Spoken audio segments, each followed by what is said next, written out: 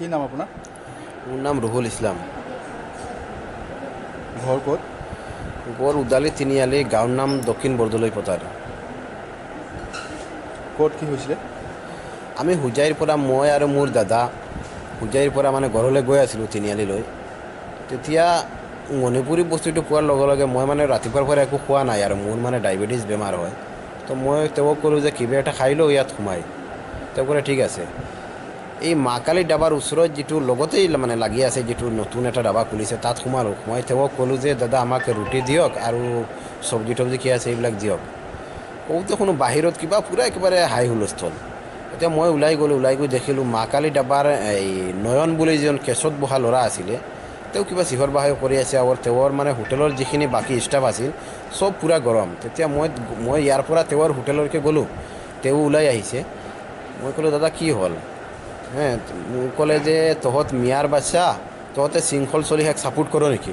মই ক'লোঁ দাদা কি কয় এইবিলাক? আমি হোজাইৰ পৰা গৈ আছোঁ, কিবা এটা খাই আছোঁ, মই মোৰ নিজৰ পইচাৰে খাম, ক'ত খাম ক'ত নাখাম এইটো আপোনাক খুজি খাব লাগিব নেকি?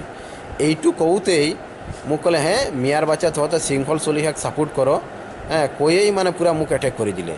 যেতিয়া তেওঁ মোক মানে এটেক কৰিলে, সন্মুখৰ পৰা মোক মাৰিছে, মোৰ বুকুটিয়াত মাৰিছে, হাতত মাৰিছে, তেতিয়া পিছফালৰ পৰা মানে তেওঁৰ ষ্টাফ এজনে কৰিলে কি, ৰড এটা লৈ মোৰ মানে একেবাৰে মূৰত মানে কৰি দিলে, মাৰি দিলে। লগে লগে মানে মোৰ ফাটি পূৰা একেবাৰে তেজ ওলাই গ'ল। তেতিয়া মই দেখিলোঁ তেখেতসকল মানে কমচে কম 15-20 জন মানে ষ্টাফ লৈ পূৰা তেখেতসকলৰ হোটেলত মানুহ আছে, পূৰা চব গৰম, একেবাৰে মাৰি পেলাব এনেকুৱা চিটুৱেশ্যন। মই দৌৰি গৈ মোৰ গাড়ীটোত গৈ উঠি ষ্টাৰ্ট দিলোঁ। গাড়ীটো ষ্টাৰ্ট দি খালি 4 লাইনত উঠিব পৰা নাই, পিছফালৰ পৰা একেবাৰে লাখুটি চাকুটি পাথৰ চাথৰ কিবা কিবি দি গাড়ীটো পূৰা এটেক। মোৰ নিজৰ নামৰ গাড়ী হয়, হুণ্ডাই বেনু গাড়ী, পূৰা গাড়ীটো একেবাৰে ভাঙি দিলে। যেতিয়া গাড়ীটো ইয়াত ৰখিলে, লগত কেইজন আছিলে আপোনাৰ? মোৰ লগত খালি মোৰ দাদা আছিল, আইনুল হক, তেওঁ আছিল, আমি দুজন আছিলোঁ। কি নাম দাদাজনৰ? আইনুল হক। যেতিয়া মোৰ গাড়ীখন ৰখিল তেতিয়া আপোনাৰ গাড়ীৰ নম্বৰটো? AS01 EL 6649 6649 হুণ্ডাই বেনু গাড়ী হয়। শৃংখল চলিহাৰ কথালৈ শৃংখল চলিহাক তহঁতে ছাপোৰ্ট কৰ নেকি কৈয়েই মানে মাৰপিট আৰম্ভ। যিখিনি ল'ৰা তাত আছিল হিন্দু বঙালী মানে ল'ৰা আছিল, হিন্দু বঙালী, মা কালী ধাবাটোৰ নাম মা কালী ধাবা, ফৰৱেল লগতেই লাগি আছে। শৃংখল চলিহাক ছাপোৰ্ট কৰ নেকি এই মিয়াৰ বাচ্চা কৈয়েই মানে এটেক মানে আৰম্ভ। আমি কি দুখ কৰিলোঁ কওকচোন? আমি হোটেলত আহিছোঁ খাবৰ কাৰণে, শৃংখল চলিহাই ক'ত কি কৈছে শিৱসাগৰত বহি, সেইটো লৈ আমাৰ ইয়াত আমাক এটেক কৰাত আৰু আমাৰ মিয়াৰ বাচ্চা বুলি কৈ আমাক মাৰাৰ কি যুক্তি আছে? FIR দিছে নেকি আপুনি?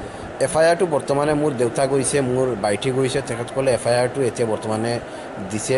বৰ্তমানে FIRটো কিমানজন আছিলে? তেখেতসকল কমচে কম হোটেলৰ পূৰা ষ্টাফ আৰু 10ৰ পৰা 15 জন মান মানুহ হ'ব।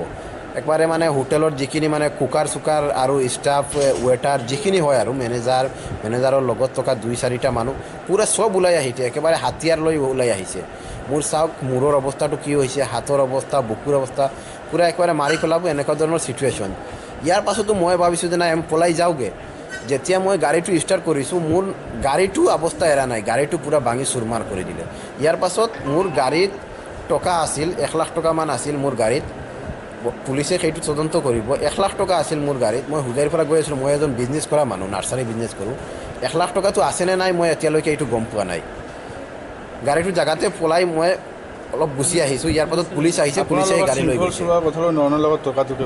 হয়, এইটো লৈ তেখেতসকলে আমাৰ ওপৰত ফুল এটেক কৰিছে, মোক মাৰিছে, মোৰ গাড়ীখন চুৰমাৰ কৰিছে। গাড়ীৰ ভিতৰত 1 লাখ টকা আছিল, সেই 1 লাখ টকাটোও নাই।